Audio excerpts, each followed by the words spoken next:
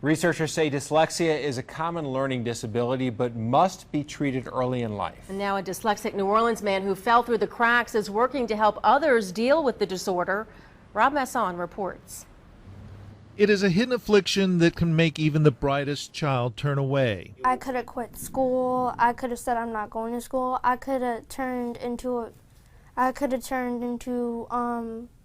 special needs child. Imagine if you looked at a page of a book and the letters looked like this. So if a child is orally able to tell you that bird is B-I-R-D, but when it's written it's D-I-R-B, then that clues you in that there's something not quite right. Ian Hunter is now a gifted 12-year-old, but the failure to recognize his dyslexia almost made him want to give up school at the age of 6. Everybody was way ahead of me. I didn't really feel like I was a normal kid. Dyslexia is a neurological disorder that makes it difficult for individuals to recognize letter combinations. There's nothing wrong with his comprehension. It's just accessing the printed curriculum. Local actor Ameer Baraka knows all too well the alienation Ian felt. I started skipping school in 3rd grade. I was sleeping in the project hallways. Baraka says he fell behind because no one dealt with his dyslexia, and soon he turned to crime. In fact, it wasn't recognized until he was in the penitentiary at the age of 23. And almost lost my life to the graveyard and to the penitentiary because I feared going into the classroom. I thank God that I made it out of that. Some of the brightest minds ever had dyslexia, people like Steve Jobs, Bill Gates, Albert Einstein, even Walt Disney. And one of the studies shows that 30% of entrepreneurs are dyslexic. And one of the reasons is because the outside of the box thinking. But I always had the penchant to acquire money. I was a drug dealer.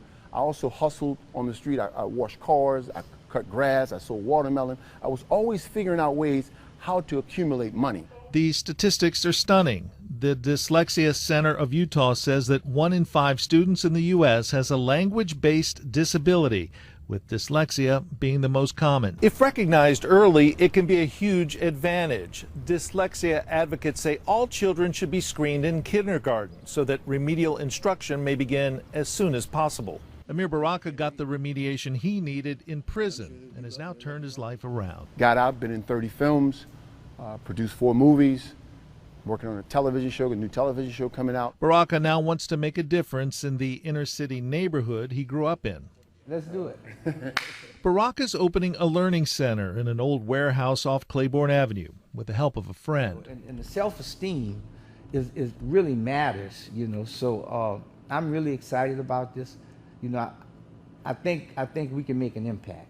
Baraka's goal is to keep kids from becoming disillusioned and turning to crime. For so long, my mother and my sisters and brothers had called me stupid and dumb until I felt as though I must be stupid and dumb. But when I heard that I was dyslexic, then I realized, okay, wow, I have a problem. A problem faced by millions, including a New Orleans 6th grader who knows of the alienation caused by dyslexia and who also wants to eventually give back. I want to help children that are dyslexic. Rob Masson, Fox 8 News.